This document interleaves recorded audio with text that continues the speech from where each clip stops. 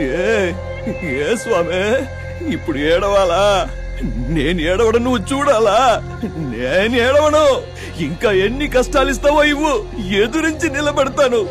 ఏడవను. ఎందుకో తెలుసా? వాళ్ళందరూ నాకు బంధాల విలువ తెలియదని, హృదయమే లేదని చెప్పేశారు. నువ్వే కదా నన్ను చిన్నప్పటి నుంచి చూసింది. నువ్వే చెప్పవయ్యా, నాకు బంధాల విలువేంటో తెలీదా? నాకు హృదయమే లేదా? చిన్నప్పటి నుంచి నాకు మా అమ్మ కావాలి, ఆమెను బాగా చూసుకోవాలి, దానికి డబ్బులు బాగా సంపాదించాలి అని మాత్రమే అనుకున్నాను. అందుకే ఈ ప్రపంచంలో మిగతా అన్ని చిన్నవే అనిపించాయి. ఇలా తయారయ్యాను. కానీ హాస్పిటల్లో మా అమ్మ ఏమందో తెలుసా? కనీ పెంచిన ఒకే ఒక్క కారణం వల్ల తన చేతులతో చంపలేదంది. అయినా తనకేం తెలుసు? తను ఆ మాట అన్నప్పుడే నేను చచ్చిపోయాను. నేను నాకు ఎవ్వరు వద్దనుకున్నప్పుడు అందరికీ నా భయం వల్లనో కోపం వల్లనో ఏదో ఒక రూపంలో వాళ్ళ హృదయంలో కొంచెమైనా చోటు ఉండేది. కానీ ఈ రోజు నాకు అందరూ కావాలనుకుంటున్నాను. నాకు మాత్రం ఎక్కడ చోటు లేదు. ఏ ఫిట్టింగ్ పెట్టావయ్యా స్వామి? భలేవాడు అయ్యా నువ్వు. ఏవయ్యా, నాలో ఉన్న బాధ చూడవయ్యా, నీకే అర్థమవుతుంది. అదే నేను పాత శివయ్య ఉంటే అందరినీ నిలబెట్టి ఎవరిని తిడుతున్నారు తెలుసా? మీకు ఇదంతా చేసింది నేనే అని చంప పాగలగొట్టి బుద్ధి చెప్పు ఉండేవాడిని. ఇప్పుడు నేను కొత్త శివుణ్ణి కదా, ఏం చేయమంటావు? అందుకే నీ దగ్గరకు వచ్చి అన్ని చెప్పుకుంటున్నాను. ఇదిగో స్వామి, నేనేం చెప్పకపోయినా అంతా నీకు తెలుసని నాకు తెలుసు. అంతా తెలుసు కూడా నువ్వు మౌనంగా ఉన్నావు చూడు, అందుకు నా కోపం. ఏంటి నా మీద వీడు కోపం చూపిస్తున్నాడు అనుకుంటున్నావా? ఈ పూటకి, ఈ నిమిషానికి కోపం చూపించాలన్నా, ప్రేమ చూపించాలన్నా నాకు నువ్వు తప్ప ఇంకెవరున్నారు?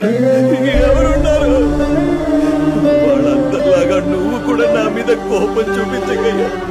నీకు చేతులెత్తి దండం పెడతా. నా లైఫ్ లో ఇంకెవరిని ఇబ్బంది పెట్టను. నీ మీద ఒట్టు. రేపే అందరి నుంచి దూరంగా వెళ్ళిపోతాను. ఎక్కడికైనా వెళ్ళి ఏదైనా చేసుకుంటాను అనుకుంటున్నావా?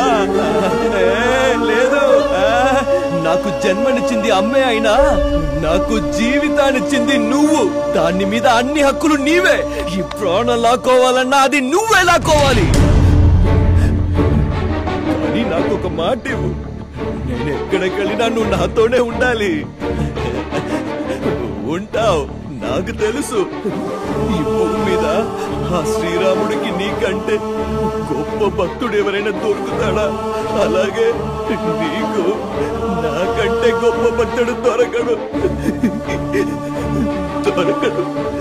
అవును కదా? అవును. సర్లే, నువ్వు పడుకో. నాకు ఏడవాలనిపిస్తుంది. పొద్దుందాకా ఏడవాలి. అక్కడే సైడ్ లో కూర్చొని ఏడుస్తా. నీ భక్తులు నీ ముందు కన్నీళ్లు కారిస్తే నువ్వు ఎంత బాధపడతావో నాకు తెలుసు. చెప్పానుగా, ఏడవను. నీ ముందు నేను ఏడవను. ఉంటాను.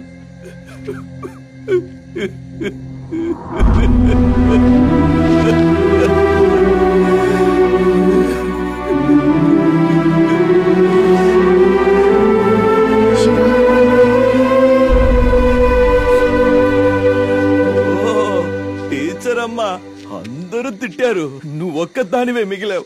రా మరి, నువ్వు కూడా తిట్టేసి. నేనెందుకు తిట్టాలి? ఏ చిన్న బాధ కలిగినా అందరికీ చెప్పుకుని సింపతి కొట్టేసి ఇలాంటి రోజుల్లో ఇంత బాధని ఒక్కడివే దాచుకుని ఎలా ఉండగలిగావురా? చూడు, నీ బాధని దూరం చేస్తానని నేను చెప్పను, కానీ ఇక ముందు నీ బాధని పంచుకోవడానికి నేనున్నాను. అర్థమైందా? ఏ పీసులు నువ్వు తిని రైస్ నాకిస్తే చాలు. అర్థమైందా?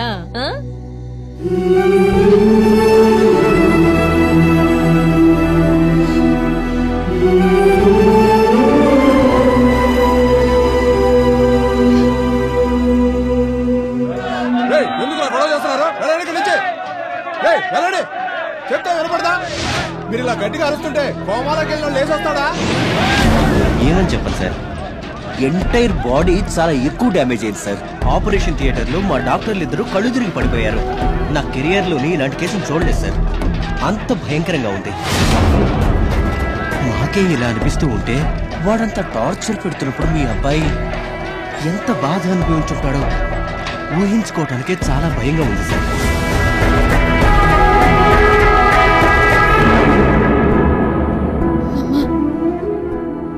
అన్నయ్య మీరు అనుకున్నట్టు కాదు, చాలా మారిపోయాడు. ఇప్పుడు మన కోసం ప్రాణాలైనా ఇస్తాడు.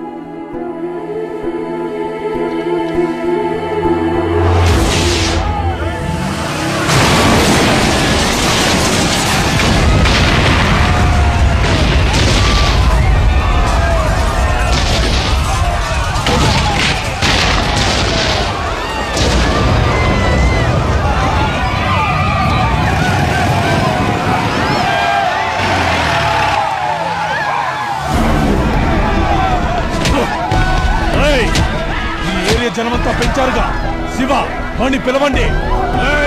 వాణ్ణి ఎలా రప్పించాలో నాకు బాగా తెలుసు. ఈ ఏరియాలో ఉన్న పిల్లలందరినీ ఈడ్చుకురండి.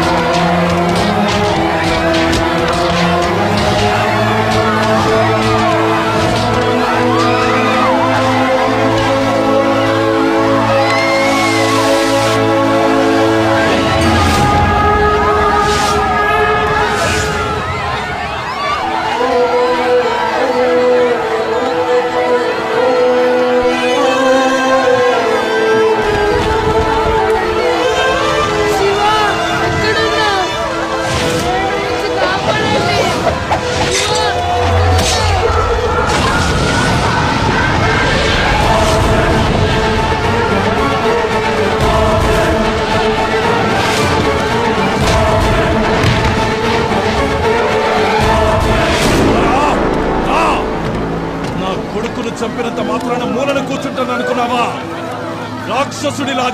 రాక్షసుడిలా వచ్చి నించున్నాను చూడు. చావు ఎవడికి ఎప్పుడు ఎలా వస్తుందో అన్నది ఎవరికి తెలీదంటే ఏదో అనుకున్నాను. నా ముందు నుంచున్న నువ్వు నీ బలుపు చూస్తుంటే అది నిజమేననిపిస్తుంది. జేబే, పురాణంలో చాముండి మహిషాసురుణ్ణి, కృష్ణుడు కంసుణ్ణి, ఉగ్ర నరసింహుడు హిరణ్యకశిపుణ్ణి ఎంత భయంకరంగా చంపారు అని అందరూ వినుంటారు. అక్కడున్న ఒక్క పాపకి ఏదైనా జరిగిందో నేను నిన్ను చంపడం ఆ లిస్ట్ లో ఉంటుంది. ఇదిరా ఛాలెంజ్ అంటే. రారా.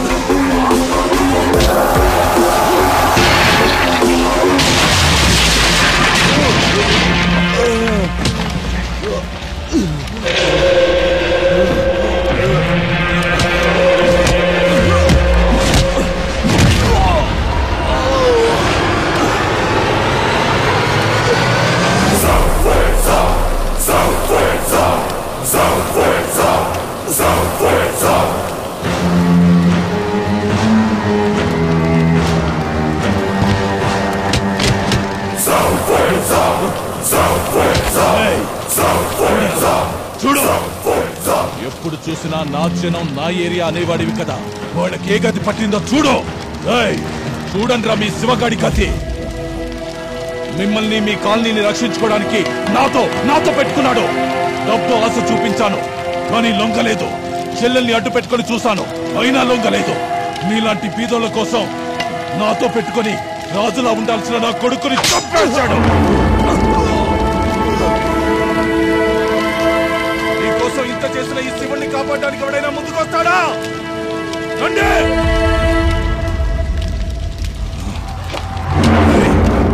చూసావా, ఒక్కడైనా నీకోసం వచ్చాడా? వీళ్ళ కోసం నాతో పెట్టుకుంటావా? శివ శివ శివ శివ శివ నాన్న, శివ శివ, ఏమైంది నాన్న? అమ్మను వచ్చారా? లేవరా శివ, నన్ను క్షమించు నాన్న. శివ, మీరందరూ మనుషులా రాక్షసులా? వాణ్ణి వదిలిపెట్టండి. మీ మంచి కోసమే చెప్తున్నాను. వాడి జోలికి మాత్రం వెళ్ళకండి. ఏం చూసుకునే నీకింత పొగరు? నా కొడుకురా, వాణ్ణి చూసుకునే నాకెంత ధైర్యం. కుక్క నక్క లాంటోడిని ఒక్కడిని కన్నా నీకే అంత బలుపుంటే సింహం లాంటి కొడుకుని కన్నా నాకు పొగరుండదా? చిన్నప్పటి నుంచి నేను ఒక్క రోజు కూడా తల్లిలాగా వాడిని లాలించలేదు. జన్మనిచ్చాను అన్న ఒకే ఒక్క కారణం వల్ల ఇప్పటికే నా కోసం ఎదురు చూస్తున్నాడు నా కొడుకు. వాడు లేచాడు, మీలో ఏ ఒక్కడు మిగలడు. అది నాకు తెలుసు. వాణ్ణి లేపవే. శివ శివ, లేవరా. వాణ్ణి ఎలా లేపాలో కూడా నాకు బాగా తెలుసు.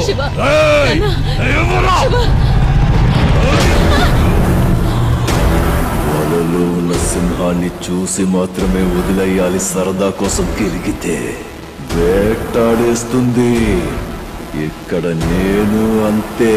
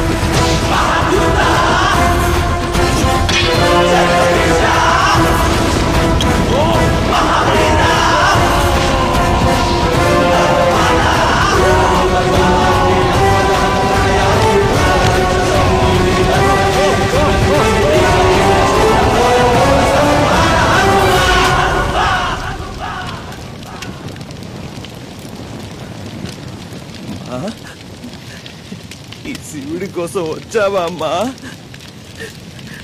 ఏయ్, నేను చాలా తప్పులు చేసి ఉండొచ్చు, కానీ నా ప్రేమలో తప్పు లేదు. నన్ను ఎప్పటికీ వదిలిపెట్టలేవు కదా?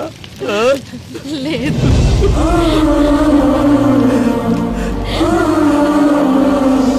రామ్మా, రా, మన ఇంటికి వెళ్దాం. రా. లక్ష్మి,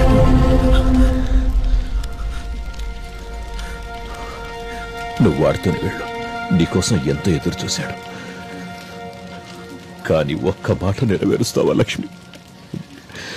నేను చచ్చిపోతే నా కొడుకు స్థానంలో వాడి చేతే తల కొరివి పెట్టించు.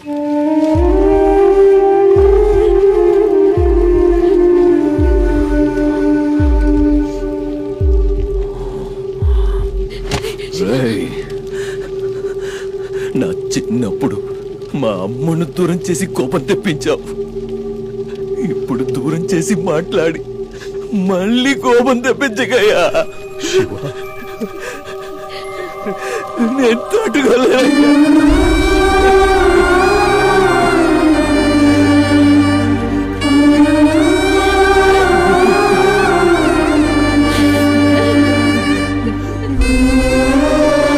న్యాయం ఓడిపోయినా ధర్మం ఎప్పుడూ గెలుస్తుంది. ధర్మో రక్షతే రక్షితః. జై ఆంజనేయ.